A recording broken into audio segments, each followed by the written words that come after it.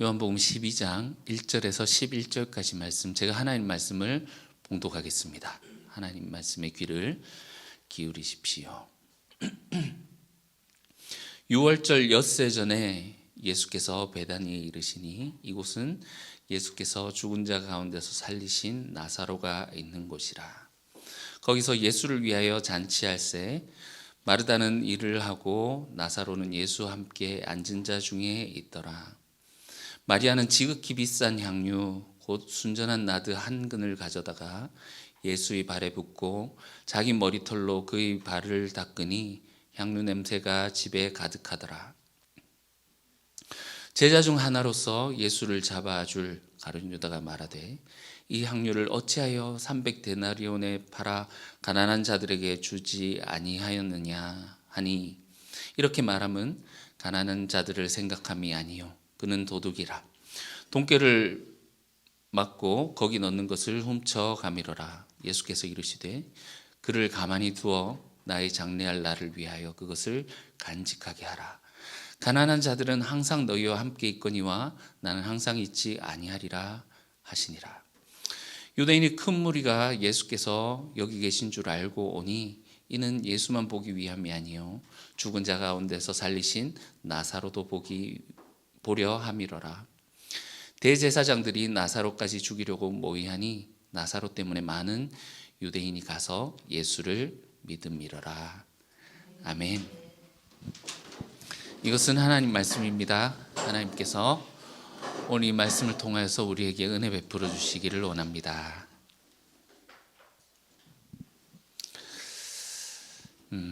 향유 냄새가 가득하더라는 제목으로 말씀을 나누고자 합니다. 오늘 본문으로 들어가기 전에 한 두 가지 정도 살펴보고자 합니다. 배경에 대해서요. 6월절 엿새 전에 이렇게 나오죠. 요한복음은 이 절기를 언급하면서 그 절기에 예수님이 어떤 일을 행하시든지 표적을 보여주심으로 그 절기를 새롭게 정립을 하십니다. 그래서 이 6월절을 언급하면서 6월절이 어떤 절기입니까? 하나님께서 우리에게 이스라엘 백성들이 출애굽할 때 모든 그 죽음의 영을 하나님께서 보내셔서 모든 장자가 죽게 될 것이다. 그 죽음의 영을 보내셨을 때 어린 양을 잡아서 문설주에 바르고 그 양을 잡아먹고 했던 그것이 6월절이죠. 그래서 6월절을 계속해서 지켰습니다. 우리가 이제 알 수 있는 것이 이제 12장 오늘 본문 바로 다음에 예수님이 예루살렘 성에 입성하십니다. 그러니까 예수님이 6월절 엿새 전에 6월절 엿새 전에 했죠. 이 6월절에 이제 양을 잡아서 그 피로 하나님을 만나고 하나님의 그 죽음을 과월 넘어가는 것을 경험하게 되는 것이 이제 예수님으로 말미암아 그렇게 될 것이다 하는 것을 보여주죠. 그래서 창세기 1장에 보시면 첫날부터 하루 이틀 3일 4일 쭉 가다가 여섯째 날이 끝나고 일곱째 날 안식을 주시는 것처럼 그 창세기 하루하루처럼 이 요한복음이 그 하루하루를 기록하고 있습니다. 그리고 여섯째 날의 끝에 주님이 비로소 안식을 주시게 되겠다 하는 것을 우리가 알 수 있겠습니다. 그리고 두 번째는 인클루지오로 이루어져 있는데 이제 익숙하시죠? 인클루지오 샌드위치구죠. 한번 봅시다. 12장 1절에 보니 6월절 엿새 전에 예수께서 베다니에 이르셨는데 어떤 사건이요? 예수님이 죽었던 나사로를 되살리셨던, 죽은 자 가운데서 살리신 나사로가 있던 곳이랬는데, 자, 이 사건이 11장에 나옵니다. 11장으로 가보실게요. 11장 1절을 보시면 11장 1절 2절을 보면 여기에 어떤 병자가 있으니 그 세 남매가 있는데 마리아, 마르다, 그리고 병자는 나사로였더라 하면서 보면 2절에 보면 이 마리아는 어떤 여인이었다? 향유를 주께 붓고 머리털로 주의 발을 닦던 자요 하면서 12장에 있는 사건을 여기 미리 말을 하고 있죠. 그러니까 우리가 12장을 읽는다라는 것은 11장 사건과 함께 보아야 된다라는 그런 사인이겠습니다. 죽었던 나사로가 살아났다. 얼마나 놀라운 기적입니까? 그죠? 오늘 본문에도 보면 그 나사로를 보려고 수많은 무리가 모였습니다. 그런데 이게 단순한 기적이 아니라 예수님이 어떤 분이신지 보여주는 사건이었다. 요한복음은 이렇게 말하고 있습니다. 예수님이 나는 부활이요 생명이니 하면서 그 에고에이미를 얘기하시면서 나는 부활이요 생명이다 하면서 보여주시는 사건입니다. 그래서 이 두 가지를 봤는데 지금 오늘 본문에 들어가기 전에 예수님 죽음이 임박해 있는 그 상황이다. 그리고 오늘 본문을 볼 때 11장 사건과 우리 함께 보면서 이 본문의 의미를 함께 찾아보겠습니다. 베다니에서 잔치가 열렸습니다. 아마도 우리 오라비를 살려주신 예수님께 감사하고 아마 케이크를 사서 초를 하나를 꽂았을 것 같아요. 거듭났잖아요. 다시 태어났지 않습니까? 죽었다가 살아난 그 나사로를 축하하는 그런 잔치이기도 하겠습니다. 등장인물들이 있죠. 2절에 보니까 예수를 위하여 잔치할세 마르다는 일을 하고 있고, 성경에 마르다가 나오면 항상 부엌에 있어요. 참 이 섬김이 몸에 탁 붙어 있는 그런 여인이죠. 너무나도 아름다운 모습입니다. 그리고 예수와 함께 앉은 자 중에 나사로가 앉아 있는데 이 나사로는 가만히 앉아만 있어도 전도가 돼요. 죽었다가 살아났으니 이 나사로를 보러 얼마나 많은 사람들이 몰려들었는지 모릅니다. 오늘날처럼 지금 이제 대한민국의 의료가 많이 망가져서 우리가 걱정을 하고 있지만, 근데 오늘날처럼 이렇게 의료가 발달하지도 않은 이런 의학이 잘 있지도 않았던 시절이니 죽었던 사람이 다시 살아났다라는 소식에 얼마나 많은 사람들이 그것을 듣고 놀라고 몰려들었을까요? 그런데 갑자기 마리아가 그 막 음악 소리도 나고 막 시끌벅적하게 사람들이 왁작지껄하게 잔치를 벌이고 있었을 때 마리아가 갑자기 등장을 해서 향유를 하나 가지고 나오는데 이게 순전한 나드 한근이라고 나오는데요. 한근이 327g입니다. 그러니까 우리 그 콜라병 캔 작은 캔 있죠. 그 정도, 그게 330g이잖아요. 그 정도 된다고 보시면 되고, 이걸 갑자기 들고 나오더니 예수님의 발에다가 그것을 갑자기 부어버리고 자신의 머리털로 예수님의 발을 씻는 그런 놀라운 사건이 일어납니다. 뒤에 보시면 아시겠지만 이 가룟 유다가 굉장히 계산이 빠르죠. 딱 보더니 이거 300데나리온 정도에 팔 수 있을 텐데, 1데나리온은 노동자의 하루치 월급, 하루치 1급입니다. 하루치. 그래서 300데나리온 하면 연봉이에요. 오늘날로 따지자면 한 하루에 10만 원 받는다고 치면 3천만 원이고 3천만 원에서 한 4천만 원 정도까지 될 수 있는 그런 금액입니다. 이걸 가져와서 예수님의 발에 붓습니다. 여러분, 왜 머리가 아니라 발에 부을까요? 마태복음이나 마가복음을 보면 예수님의 머리에 붓습니다. 그 각 책들마다 이 여인의 그 향유 부음 사건을 통해서 강조하려는 바가 다를 겁니다. 마태복음, 마가복음이 머리에 부었다라는 것은 이것은 기름 부음을 상징하는 겁니다. 예언자로서 예수님의 죽음을 알고 그 죽음 전에 하나님께서 그에게 기름 부으시는데, 메시아로서 기름 부으시는데 그것을 이 마리아가 알아채고 예수님의 머리에 기름 부으면서 당신은 왕이십니다, 왕적인 메시아십니다 고백하는 그런 것으로 예수님 머리에 붓는데, 요한복음에서는 특이하게도 발에다가 붓습니다. 발에다가. 그 의미를 이따가 함께 생각해 보겠습니다. 우선 이 향유 사건의 의미를 이것을 예수님이 해석을 해 주십니다. 이것이 어떤 일이었구나. 7절에 보시면 예수님이 가만히 두어라. 이것은 나의 장례를 준비하는 것이다. 그래서 그녀로 하여금 그것을 간직하도록 하라. 이렇게 말씀하시죠. 그래서 우선 10장부터 쭉 연결되는 이야기 속에서 이야기를 알아야 보이는 것들이 있습니다. 자, 우선 10장 이야기부터 조금 이렇게 훑어보겠습니다. 10장에 보면 자, 요한복음에 아까 전에 제가 에고 에이미 했는데 예수님이 나는 생명의 부활이요 생명이다 했던 것처럼 나는 무엇이다 이렇게 예수님이 얘기를 하신 것이 7개가 있습니다. 나는 생명의 떡이다, 세상의 빛이다, 양들의 문이다, 선한 목자다, 쭉 예수님이 얘기를 하신 게 있거든요. 그 중에 10장에 나오는 것이 자, 10장 11절 한번 찾아봅시다. 10장 11절 같이 읽어볼까요? 시작. 나는 선한 목자라. 선한 목자는 양들을 위하여 목숨. 자, 예수님이 자신의 나는 하면서 이 에고에이미 이것이 하나님께서 모세 앞에 나셨을 때 I am who I am. 나는 스스로 있는 자다 할 때 나는 나다 이런 의미거든요.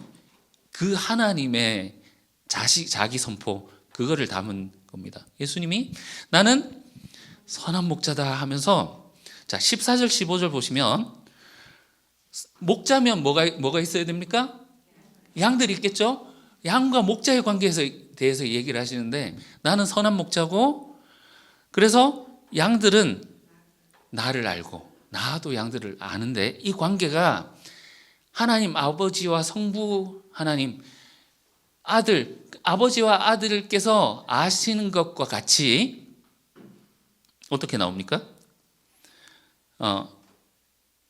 아는 것 같이 양도 나를 알고 나도 그를 안다. 그 하나님과의 그 예수님과의 관계 속에 이 양들을 초대하시는 거예요. 그리고 하시는 말씀이 나는 양을 위하여 목숨을 버리노라 이렇게 말씀하시죠. 자, 예수님은 선한 목자시고 양들은 그의 음성을 듣습니다. 알아듣습니다. 그죠? 자, 11장으로 넘어오시면 11장에서 나사로의 부고 소식을 예수님이 전해 들으십니다. 그리고 그곳으로 가시는데 그 길이 지체가 되어요. 나흘이 되어서 예수님이 오십니다. 그래서 그 누이들이 막 울면서 예수님 왜 이제야 오셨습니까? 하면서 막 그렇게 이야기를 하죠. 오라비가 죽었습니다. 죽어서 지금 시체 썩는 냄새가 납니다 하면서 얘기를 하시는데 예수님께서 이런저런 얘기를 하시다가 기도하신 후에 43절 봅시다. 11장 43절 이 말씀하시고 큰 소리로 나사로야 나오라 말씀하십니다. 자, 이 음성이 누구의 음성입니까? 예수님 어떤 분이시라고요? 선한 목자의 음성인데 여러분 죽었다라는 것이 무엇입니까? 음성에 반응하지 못하는 겁니다. 죽은 사람 옆에 대놓고 아무리 나사로야 아이고 귀 아파 이러겠습니까? 죽은 사람은 말이 없죠. 그러나 목자께서 부르시니 양이 반응을 합니다. 목자의 음성에는 죽음도 그것을 막을 수가 없습니다.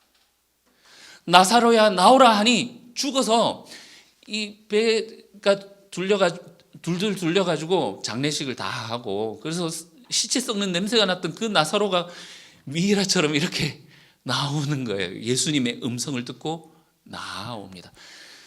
내 양은 나를 아나니. 예수님이 11장에서 나사로야 하는 것처럼 부르시는 장면이 한 번 더 나오는데요. 28절 보세요. 11장 28절.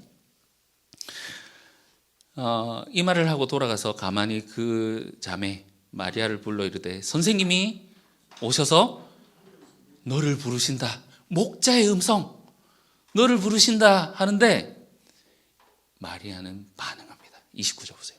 마리아가 이 말을 듣고 급히 일어나 예수께 나아가매. 양들이 나를 아는 것은 양들도 나를 알고 나는 양들을 알고. 선한 목자의 음성을 양들이 알아듣는다 하는 것을 우리가 11장에서 볼 수 있죠. 그래서 우리가 다시 12장 본문으로 왔을 때 잔치가 벌어졌습니다. 사람들이 나사로를 보기 위해서 엄청나게 많은 군중들이 모였습니다. 시끌벅적한 잔치가 벌어지는데 예수님은 고독하셨을 것 같습니다. 고독이란 것이 단순히 군중 속에서 외로움을 말하는 것이 아니라 요한복음 1장에 말하고 있습니다. 태초에 말씀이 계시니라 하는데 그 말씀은 누구시죠? 예수님을 두고 얘기를 하는 겁니다. 이 말씀 안에 생명이 있는데 이 생명은 곧 빛이시라. 빛이 세상에 비쳤으나 어둠이 그 빛을 알지 못하더라. 여러분, 그 장면을 가지고 오늘 이 말씀을 가지고 오늘 장면을 보셔야 돼요. 많은 사람들이 있는데 예수님이 나는 선한 목자요, 나는 생명이요 부활이다 하면서 자신을 드러내시고 비추셨는데 사람들이 알지 못하시는 것처럼 이 목자가 부르시는데도 불구하고 사람들의 반응하지 않고 있는 예수님의 외로움을 우리가 보셔야 됩니다. 그런데 그 가운데에서 목자의 음성에 반응하는 한 사람이 갑자기 뛰어나와서 뭔가를 들고 나왔는데 이 여자가 바로 마리아입니다. 그리고 그의 발에 그것을 다 쏟아붓습니다. 3,4천 원만 되는 그 값비싼 향유를 그의 발에 쏟아붓습니다. 그리고 머리털로 그 발을 쓸어내리는 거죠. 예수님이 이렇게 나는 이 나사로의 그 일을 통해서 나는 생명이요 부활이다라고 말씀하시는데 사람들의 관심은 어디에 있습니까? 여러분, 이정표라는 것이 표적은 이정표란 뜻이거든요. 이정표가 저리로 가시오, 저리로 가면 선한 이웃교회가 있습니다 가리키는데 사람들이 이정표에 오글오글 몰려드는 거야. 선한 이웃교회로 안 가고 그 이정표에 지금 사람들이 아니 이런 놀라운 일이 하면서 그 이적에 관심을 두고 있다는 거죠. 그러나 마리아는 선한 목자의 음성에 반응을 합니다.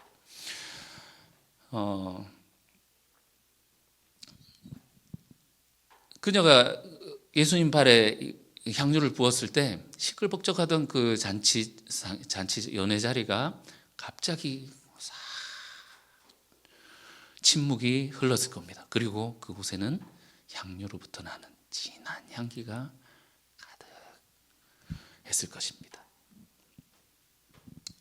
예수님이 그 일을 해석해 주시죠. 7절에 그를 가만두어라. 나의 장례를 준비한 것이다.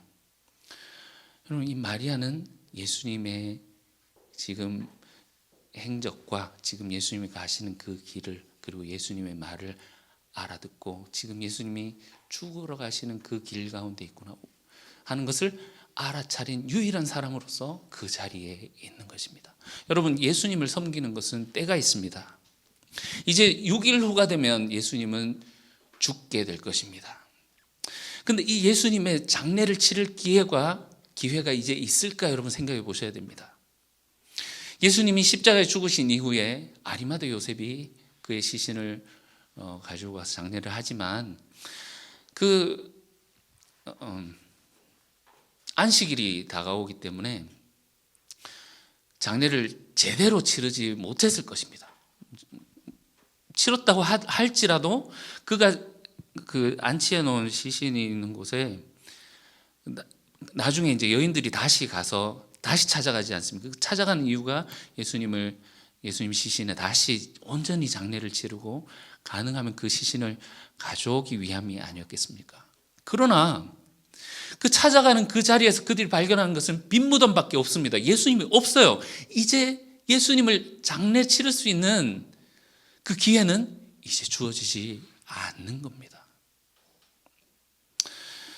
가난한 자들은 너희와 항상 함께 있거니와 나는 항상 함께 있지 않다라고 예수님이 얘기를 하시죠. 마리아가 지금 가진 이 기회 얼마나 영광된 것이고 소중한 것입니까? 여러분, 마리아가 어떤 여자입니까? 마르다가 열심히 일할 때 맨날 예수님 발치에 앉아가지고, 그래서 수많은 여인들의 질타를 받고 있는 그런 여인이지 않습니까? 그러나 주님 앞에서 음성을 듣고 그 음성에 반응할 때 정말 중요한 순간에 예수님의 장례를 준비하는, 너무나도 중요한 일을 하게 된 것이죠. 여러분, 장례란 것이 무엇입니까? 한 사람의 삶을 평가하는 것이겠습니다. 태어나는 것은 그 사람의 의지와 상관없이 주어지는 것입니다. 부모를 선택할 수 없고 나라도 선택할 수 없고, 천하게 태어날 수도 있고 가난하게 태어날 수도 있습니다. 그 사람을 평가할 때 그 사람이 이런 환경에서 태어났지만 그게 몇 프로 정도나 들어가게 될까요? 평가에 절대적이지 않습니다. 그러나 죽음이란 것은 그 사람에 대한 삶을 평가할 때 절대적인 것입니다. 그 사람 장례식장에 가보면 이 사람이 이런 삶을 살았구나 하는 것을 우리가 볼 수 있습니다. 마리아가 지극히 비싼 향유를 드립니다라는 것은 예수님의 삶과 죽음에 대한 평가를 올려드리고 있는 거예요. 당신의 삶이 얼마나 고귀하고 가치 있는 것인가. 우리가 생각할 때 그 향유병 3,4천만 원, 아이고 이거 너무나도 귀한 건데, 하지만 예수님의 그 삶과 죽음을 볼 때 이거는 아무것도 아닌 거예요. 아마 마리아에게 향유가 한 병이 아니라 3병, 4병이 있었어도 아마 마리아는 다 갖다 드렸지 않겠습니까? 오빠를 살려주신 것, 죽었던 오빠를 살려주신 것만도 감사한 이유지만, 지금 마리아가 향유를 드린다라고 하는 것은 훨씬 높은 차원의 당신의 삶은, 그리고 당신의 죽음은 이렇게 값진 것입니다 하고 고백하고 있는 것입니다. 여러분, 누가 제일 불편했을까요? 이 자리에 그 고요함 가운데 많은 사람들이 주목하고 했지만 제일 불편해하는 사람은 아마 가룟 유다였을 거다, 이렇게 말을 하고 있습니다. 보자마자 저 300데나리온 정도 되는 순전한 나드 한 근 정도면 300데나리온 받을 수 있는데 하고 굉장히 빠르죠. 똑똑합니다. 왜냐하면 재정부장이거든요. 예수님이 그 제자와 함께 다니실 때 그 예수님이 보면 그 여인들과 또 사람들이 공개하고 그것을 받아서 예수님이 생활하곤 하셨는데, 거기에 이제 재정을 맡고 있었던 것이 가룟 유다로 보입니다. 이 마리아의 향유를 붓는 것을 보고 계산이 딱 서는 거죠. 경제적인 논리로 접근한 겁니다. 저거 너무 낭비 아니야? 너무 낭비하는 거 아니야? 차라리 팔아서 가난한 사람들에게 주지. 여러분, 우리가 가룟 유다에 대한 편견을 가지고 있어서 그렇지, 이 편견을 내려놓고 보면 사실 맞는 말이지 않습니까? 그리고 사실 예수님의 가르침도 우리 지지난주에 보셨지만 그 외식을 주의하라면서 무엇을 하라고 하셨습니까? 구제하라 하셨거든요. 공간복음에서 예수님의 가르침은 가난한 자들의 한 것이 나에게 한 것이다, 이렇게 얘기를 하셨습니다. 그건 예수님의 가르침을 너무나도 지금 잘 반영하고 있는 것이지 않습니까?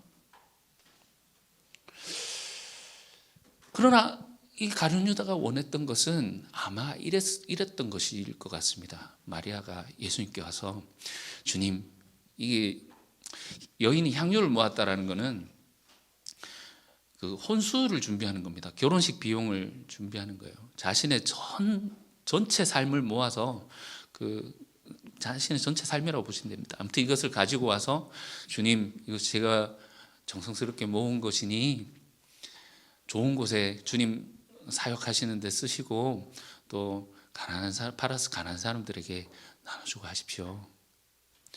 이렇게 드렸다면 예수님이 이걸 누구에게 주었을까요? 야, 재정부장, 가룟 유다에 줬겠죠? 그러면 가룟 유다가 이걸 가져가서 300데나리온을 팔아서 장부에다가 250데나리온, 50데나리온 in my pocket 하지 않았을까 충분히 그렇게 할 수 있는 사람입니다. 왜냐하면 그에 대한 평가를, 그는 도둑이라, 동계를 맡았는데 동계에서 그것을 훔쳐가더라. 여러분, 너무나도 놀라운 것은 오늘날도 교회들에서 이런 사람들이 존재한다는 사실입니다. 너무 이것에 대해서 너무 깊게 들어가지 않겠습니다. 왜냐하면 다뤄야 될 게 너무나도 많기 때문에. 어쨌든 이 가룟 유다가 예수님께 드리는 그것을 보면서 낭비다 하면서 돈에, 재물에 관심이 있는 것을 볼 수 있습니다. 그러면 우리는 이 지점에서 의아함을 가질 수밖에 없습니다. 평소 예수님의 가르침을 보자면 유다의 말이 맞잖아요. 그래서 유다가 이렇게 얘기를 하면 옳다, 가지고 와서 이걸 팔아서 가난한 자들에게 쓰자, 이렇게 하셨을 것 같은데, 가난한 사람은 항상 있지만 나는 항상 너희와 함께 있지 않다 말씀하시면서 예수님이 흐뭇하게 받아들이십니다.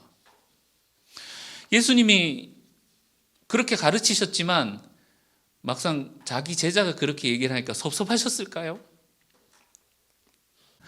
예수님의 가르침은 사랑이 우선이 아니라 생명이 우선이다 라는 겁니다. 자, 사랑이 우선이 아니라 생명이 우선이다. 사랑은 생명에서 나오는 것이다, 이런 말인데 쉽게 설명해 보겠습니다. 창세기를 보시면 하나님이 온 세계를, 온 우주를 창조하시고 2장 창조에서 또 보면 하나님 창조를 하시는데, 에덴으로부터 물이 흘러와서 사방으로 흘러가니 했던 그 장면 기억하시나요? 그래서 하일라강을 돌고 막 이렇게 사방으로 흘러가는 것을 보시잖아요. 그것을 보여주는 것이 물의 근원이 에덴이고 하나님의 보좌로부터 이 물이 흘러나오는, 생수의 강이 흘러나오는 것을 보여주는 장면입니다. 그러나 물이 있다고 해서 그곳이 에덴은 아니지요. 이해가십니까?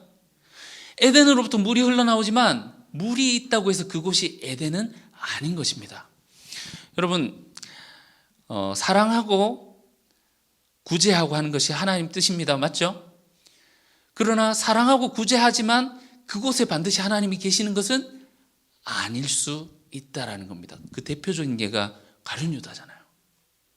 여러분, 여기 오늘 나오는 한 사람 한 사람이 유형론으로 볼 때 오늘날 교회의 모습으로 볼 수 있습니다. 이런 교회들이 있다는 거예요.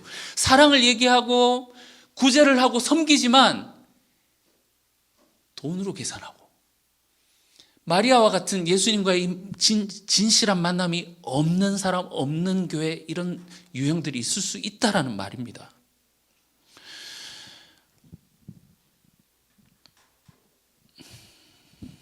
똥이 있으면 여기서 뭐가 납니까? 똥 냄새가 납니다. 똥 냄새가 나는 것은 똥의 본질입니다. 그렇지 않습니까? 생명이 우선이다라는 것이 사랑을 하지 말라는 말이 아니라, 예수님 지금 나는 생명이요 부활이다, 그 생명의 근원으로서 이 자리에 계시는데, 이 생명으로부터 사랑이 향기가 나듯이 이렇게 나오는 거예요. 똥이라고 표현해서 죄송합니다만, 향유에서 향기가 나듯이 예수님이 생명으로 지금 이 자리에 계셔서 그 생명이 향기가 되어서 퍼져 나가는 거예요. 그래서 이 사랑은 사람이 흉내를 낼 수는 있지만 그것이 생명으로 연결되는 것을 보장하지는 못한다라는 거죠. 말이 조금 안 좋은 것 같은데, 생명과 연결되었을 때 진정한 사랑이 그 사람에게서 나온다라는 겁니다. 사랑을 흉내낼 수는 있지만. 이해가십니까? 예수님이 가난한 사람은 많지만 내가 너희와 항상 함께 있지는 않다라는 말씀은 구제하지 말라는 말씀이 아닙니다. 생수의 근원 대신, 생명의 근원 대신 하나님과의 관계에 들어가는 것이 우선이다, 먼저 이렇게 말씀하시는 겁니다. 여러분, 불신 남편들 때문에 고생한 분들 많으시죠? 지금 졸업하신 걸로 알고 있는데 고생 많으셨습니다. 근데 어떻습니까? 여러분, 그 남편이 그 못 가게 박해하고 방해하고 심지어 굉장히 좀 힘들게 하고 어렵게 하고 할 때 많이 늘 골방에서 우시면서 눈물로 기도하신 줄로 압니다. 그런데 그 나의 힘과 에너지가 고갈되었을 때 어떻게 될까요? 사람 탈진하죠. 주님, 나는 할 만큼 했습니다. 할 만큼 했습니다. 그러지 않겠습니까? 여러분, 목회자를 괴롭히는 성도들이 있습니다. 우리 교회는 없지만, 그래서 너무나도 감사하지만 목자를 들이박는 양들이 많죠. 예배를 방해하고 정치에서 사람들에게 목사의 이미지를 안 좋게 덮어 씌우고 실제로 고소하고 장로들과 막 그렇게 싸우는 목사님들이 많습니다. 그 와중에도 설교단에서 설교해야 돼요. 교묘하게 목사의 의도를 말을 바꿔가지고 그것을 왜곡하고, 처음에는 이 목사라는 이유 때문에 그 성도들을 그래도 사랑으로 하고 하겠지만 나중에 이것이 상처가 너무 깊고 견딜 수가 없으면 어떻게 됩니까? 주님, 저는 할 만큼 했습니다. 탈진하고 더는 못하겠습니다 할 때가 오지 않겠습니까? 목회자들이 이 요한복음의 마지막 순간에, 마지막 장면에 많이 서게 되는 것 같습니다. 특히 목회자들이요. 주님이 베드로를 불러서 물으십니다. 네가 나를 사랑하느냐 물으십니다. 예, 주님 사랑합니다. 내 양을 쳐라.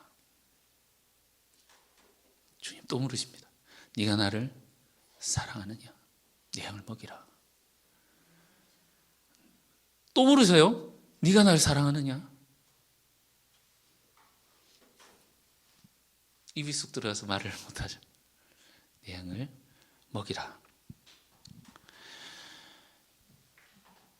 내 양을 쳐라 하시는 이 말씀에 탈진한 목회자들이, 주님 언제까지요? 제가 지금 주님의 말씀에 순종해서 지금 목회자가 됐고 했는데 제가 이 꼴 보려고 목사 된 건 아니잖아요. 주님 얼만큼 참아야 됩니까? 더는 못하겠습니다. 이렇게 할 때, 할 만큼은 했는데요 할 때 주님이 또 물으시죠. 네가 나를 사랑하느냐? 이 말씀은 내가 너를 사랑한 것 같이 너도 그 양들을 사랑하라는 말씀입니다. 그러면 우리는 물어야 됩니다. 주님이 우리를 어떻게 사랑하셨습니까? 그 깊은 관계 속에 어떻게 들어가야 되는 겁니까? 여러분, 오늘 본문에 그 11장 11절로 한번 다시 가보실게요. 11장 11절 보시면 예수님이 나사로를 부르시는데 독특한 칭호가 하나 들어갑니다. 뭐라고 들어가죠?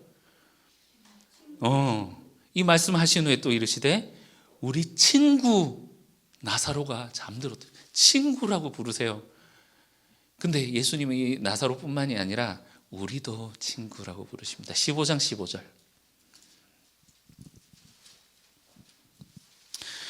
이제부터는 너희를 종이라 하지 아니하리라. 종은 주인이 하는 것을 알지 못함이라. 너희를 무엇이라 하였으니? 와, 주님이 우리를 친구라고 불러주신대요. 우리 이제 형님이라고 불러야 돼. 오빠.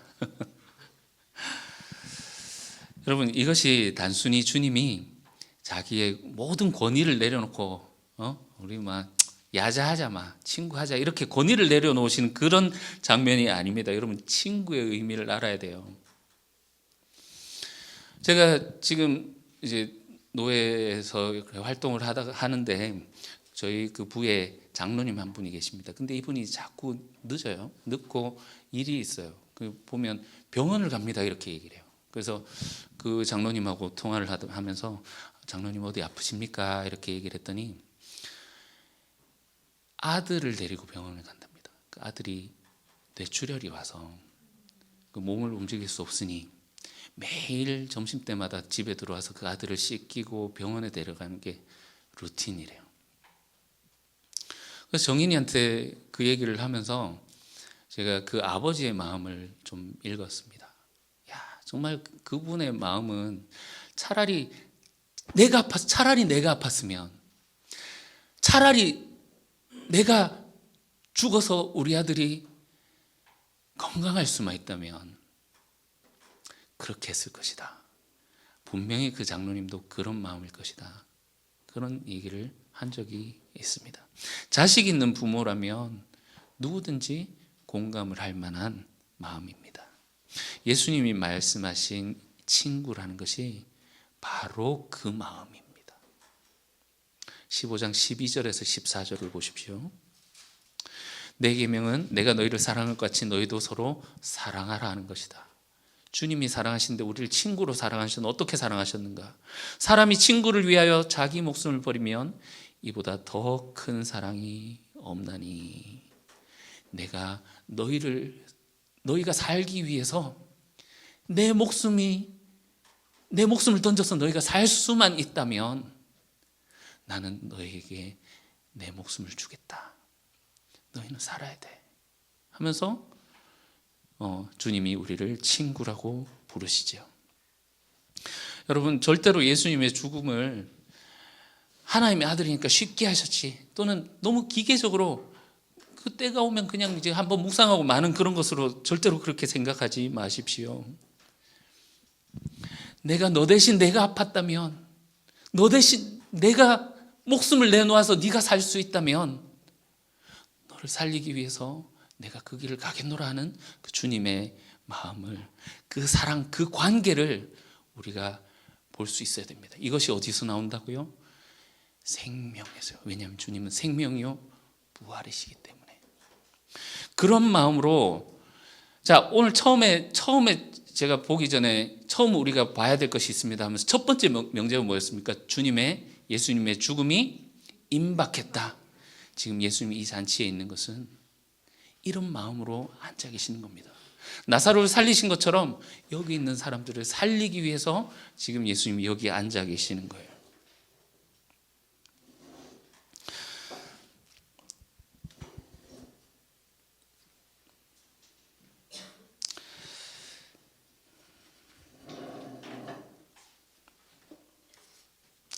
그리고 그 뿜어져 나오는 사랑의 그 생명으로 초청하시는 겁니다.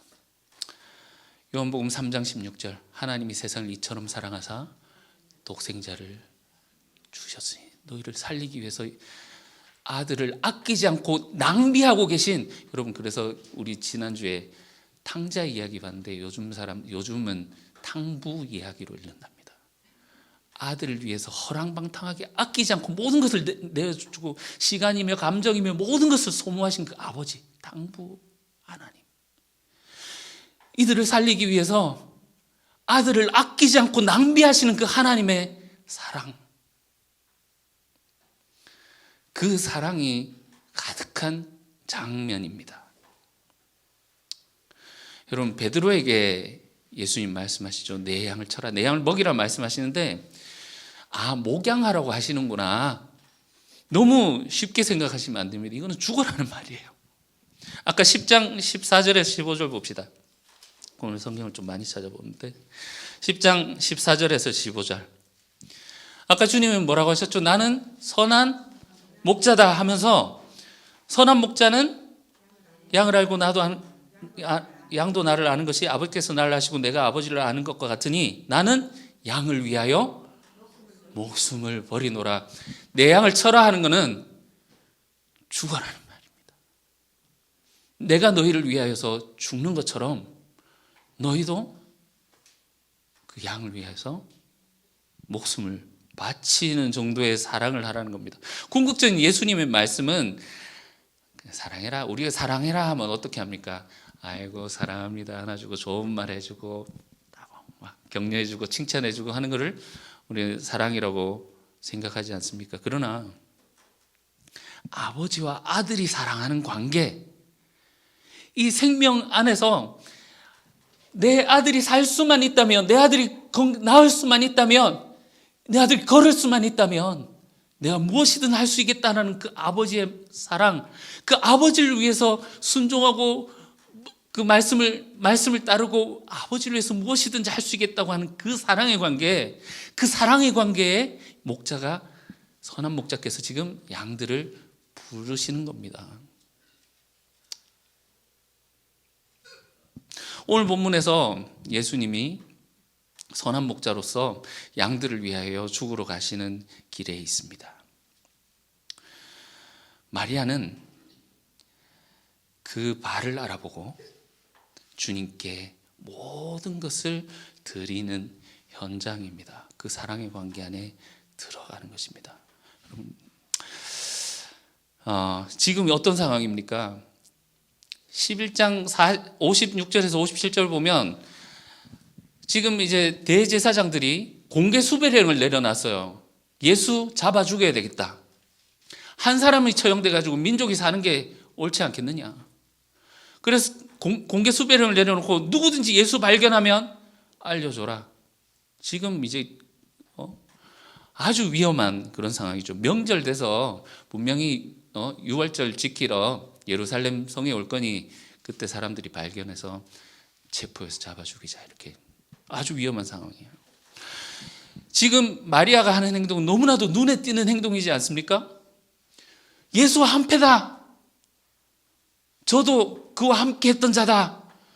여러분, 예수님을 잡아갈 때 제자들도 다 도망갔는데 지금 이렇게 눈에 띄는 행동을 한다라는 것은 나는 당신과 같은 운명에 들어가겠습니다 라는 고백이에요. 예수님의 발을 씻어주는 이 장면이 13장에서 예수님의 세족식으로 이어집니다. 예수님이 죽으시기 전에 다른 본문에는, 다른 공간복음에는 성찬식을 하시죠. 떡을 떼고 잔을 나눠주시면서 성찬식을 하시지만 요한복음에서는 발을 씻기심으로 당신의 그 십자가에 올라가시는 그것이 어떤 것인지 보여주십니다. 그것을 지금 마리아가 선행해서 하고 있는 거예요. 놀라운 장면이지 않습니까? 이 향유의 의미는 예수님이 행하신 그 일에 대한 마리아의 반응, 그리고 그 관계에 들어간 자가 어떻게 반응해야 되는지를 보여주는 겁니다.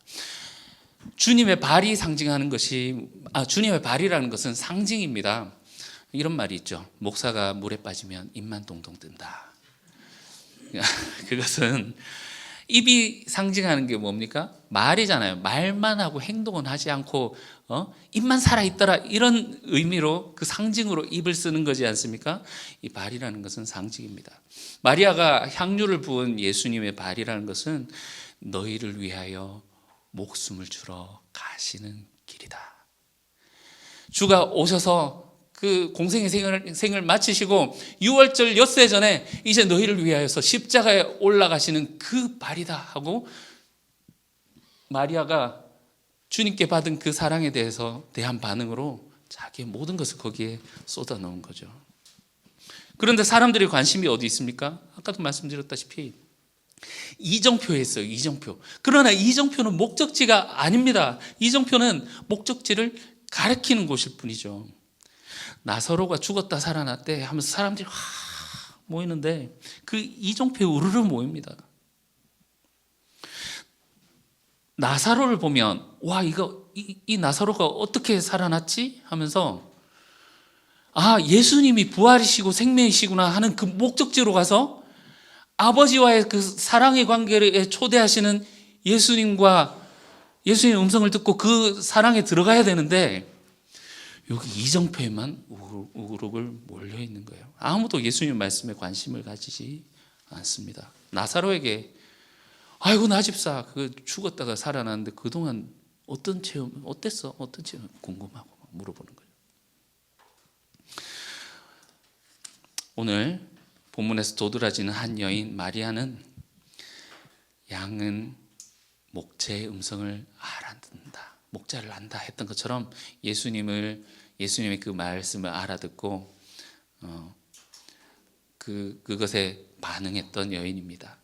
모든 것을 주신 주님, 십자가에서 생명을 주시러 가시는 그 발의 가치는 내 모든 것을 드려도 아깝지 않습니다. 여러분, 사랑은 아끼는 것이 아닙니다.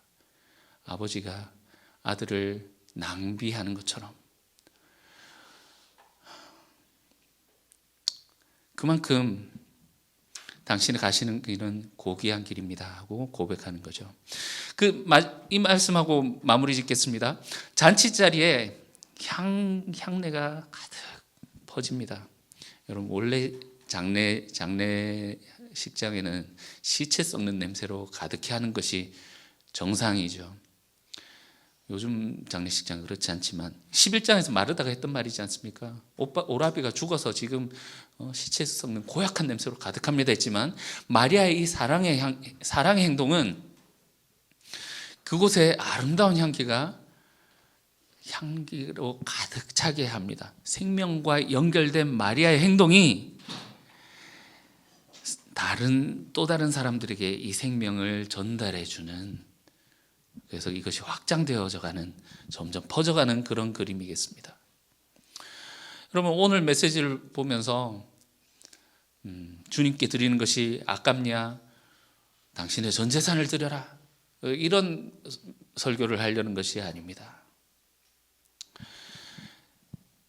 우리를 살리기 위해서 자신의 모든 것을 주신, 자신의 목숨을 던질 정도로 사랑하시는 그분을 사랑하되 몸을 다하고 마음을 다하고 뜻을 다하고 정성을 다하여, 재물만이 아니죠, 목숨을 다하여 사랑하라고 하시는 그 사랑으로의 초대이며 그 관계로의 초대, 그곳이 나사로가 살아났던 것처럼 바로 그곳에서 우리는 생명과 부활을 맛보게 될 것입니다.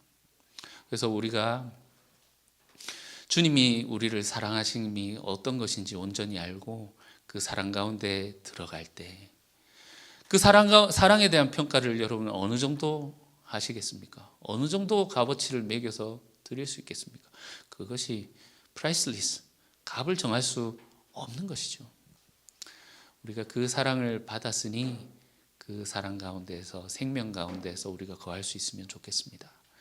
주님이 우리를 사랑하신 것처럼, 우리를 친구라고 부르신 것처럼, 주님의 그 사랑을 받고 주님을 사랑하고, 또 뒤에서 주님이 내 양을 먹이라 이렇게 얘기를 하셨던 것처럼 주님과 사랑 가운데에서 주님이 하시는 그 사랑으로 우리가 형제 자매들을 사랑하며, 이곳에 그 사랑, 주님의 사랑이 가득한 이곳에 오늘 이 잔치 자리에서 향내가 가득했던 것 같은 그런 향기가, 동일한 향기가 우리 선한이웃교회도 함께 하시기를 주님의 이름으로 축원합니다. 기도하겠습니다. 사랑하는 주님,